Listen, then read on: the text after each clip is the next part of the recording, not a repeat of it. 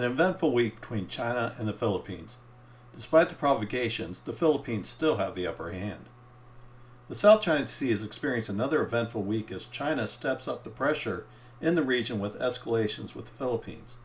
The Philippines government, for their part, are not backing down from the continued Chinese provocations and are pressing their case to an international audience.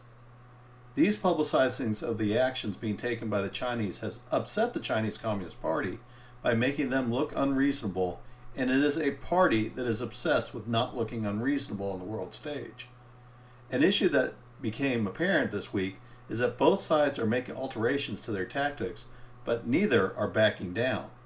The question is for both sides and the world to ask is, will these changing tactics make a difference? Or is it a slow path to a crisis that could lead to an escalation and what many analysts fear is a war that will take place in the most valuable maritime commerce route in the world, and the confrontation will involve the U.S. and China. The more likely outcome is that despite increasing tensions, a war will be avoided between the two countries. The most notable event this week was a confrontation between the Chinese and Philippine Coast Guards and the Chinese maritime militia in the Scarborough Shoal. The recent confrontations between the Chinese and the Philippines have been at the Second Thomas Shoal and the resupply of the grounded Philippine Navy ship, the Sierra Madre. The latest incident in the Scarborough Shoal began when the Philippine Coast Guard ship and a Philippine Fishery Agency ship were conducting a patrol in their internationally recognized exclusive economic zone, or EEZ. The mission was to provide supplies to Filipino fishermen and allow them access to the fishery. The Philippine ships were intercepted by 4 Chinese Coast Guard and 6 maritime militia ships that trailed and then aggressively maneuvered to block and slow the Philippine ships. 2 of the Chinese Coast Guard ships used water cannons against the Philippine Coast Guard ship for over an hour, causing minor damage to the ship, but no injuries. The type of damage to the Philippine ship indicates that there were water pressure used by the Chinese ship was at a much higher pressure than previous water cannon attacks and causing more damage than usual. This was also the first time the Chinese used this level of force against a Philippine Coast Guard ship. The Philippine Fishery Agency ship was also water cannoned by 1 Chinese Coast Guard ship. The Philippine ships continued their patrol, but appears not to have accomplished their mission in the shoal.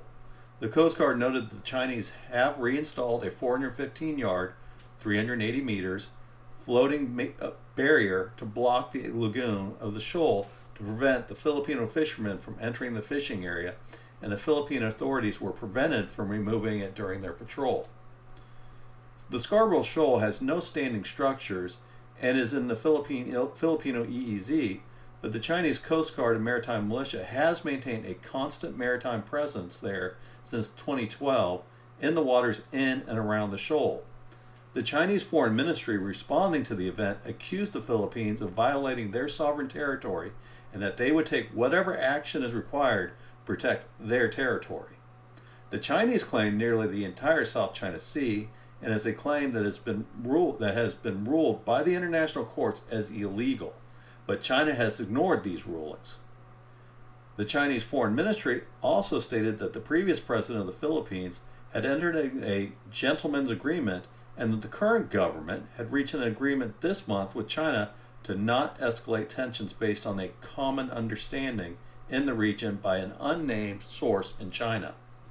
Both agreements are being quoted by the Foreign Ministry as a tacit acknowledgement that the Philippines recognize the Chinese claims in the region.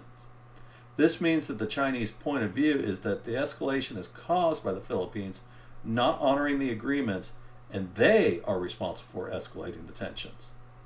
The Philippine government of President Ferdinand Marcos Jr. has denied that any such agreements existed, and in the rule of international law, such an agreement, if it did occur, would not be binding. The Philippines have granted international media access to the vessels patrolling the disputed waters of the Philippine EEZ, so they have ample documented evidence to make a claim to the United Nations Convention of Law of the Seas against the Chinese provocations. This will most likely not make a difference to the Chinese behavior, but their aggressive actions cannot be denied in world opinion. The Philippine Defense Secretary Gilberto Teodoro stated that the Philippines will need to not telegraph its missions into the disputed areas within its EEZ. Teodoro stated future missions will need to continue as a matter of national dignity, though. He did not state what his options were, but it seems clear the intent is to not repeat the same tactics as before because they have become too predictable and easier to counter. Teodoro is correct in his assessment of the situation, but is an open question as if the Chinese will view the changes as being escalatory. It is assumed these new tactics will also apply to the Second Thomas Shoal. Separate of the Scarborough Shoal incident, the Philippines are currently conducting an exercise with the U.S. and France called Balikatan 2024. This year's versions of the exercise involves it taking place in the Philippine EEZ and not along the territorial waters as previous Balikatan exercises. It is also introducing new weapon systems by both the Philippines and the U.S. and will take place in a location that would conceivably be used against China if they invaded Taiwan.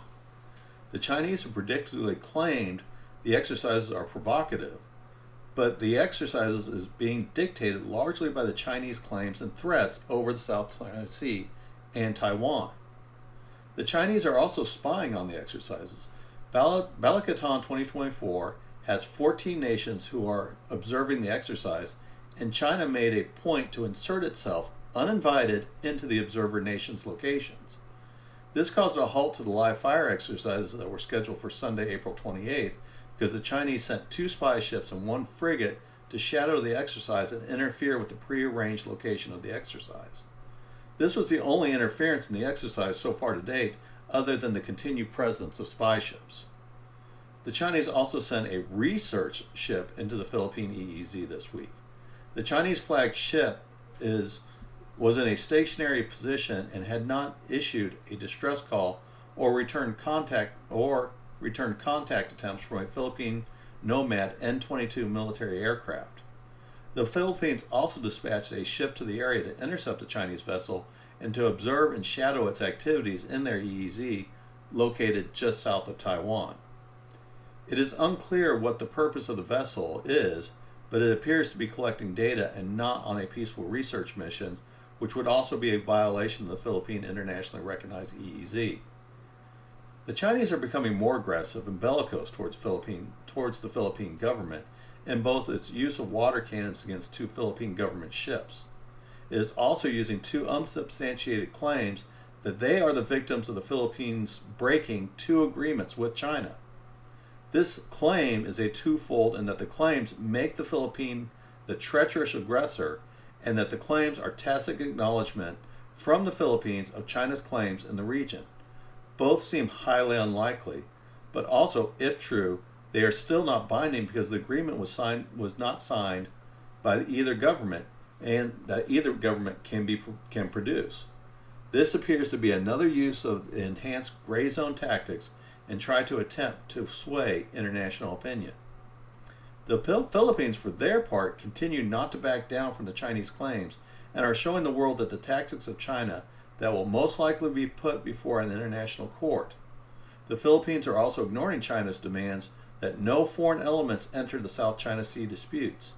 The Balikatan 2024 exercise, in addition to taking place in disputed waters, is introducing 2 foreign elements in the U.S. and France, who will also hold a separate naval exercise with the Philippines that is outside the Balikatan 2024 exercises.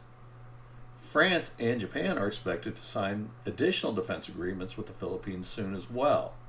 Defense Secretary Teodoro signaled that the Philippines will not back down as a matter of national pride, and that it would change tactics to make it harder for the Chinese to predict and lead to an act and counteract cycle that could escalate.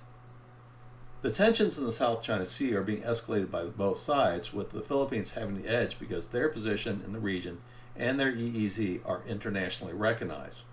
However, it is unlikely that this will become the flashpoint for a war in the Pacific. China is well aware of the defense treaties between the U.S. and the Philippines, and Japan and the Philippines, and that the war in the West Philippine Sea is not a war they would want.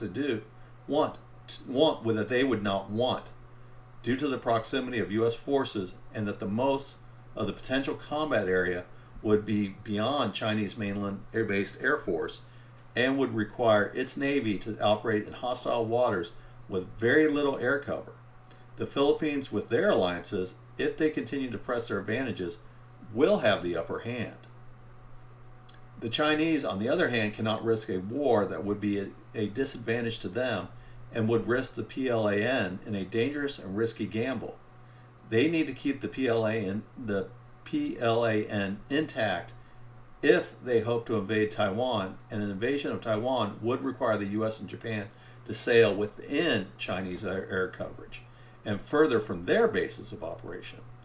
A war in the West Philippine Sea is the war that China does not want and would be a strategic error if it was to be drawn into one, and the Philippines are aware of this fact. If the Philippine leadership stays focused and they shape their policy that leverages the Chinese disadvantages and leverages their alliances, they will continue to have the advantage for the time being until such a time that the Chinese have a larger and credible aircraft carrier threat or break out of the first island chain. Until such a time, the Philippines can press their advantage and their case, knowing that the Chinese will not risk a war at this point.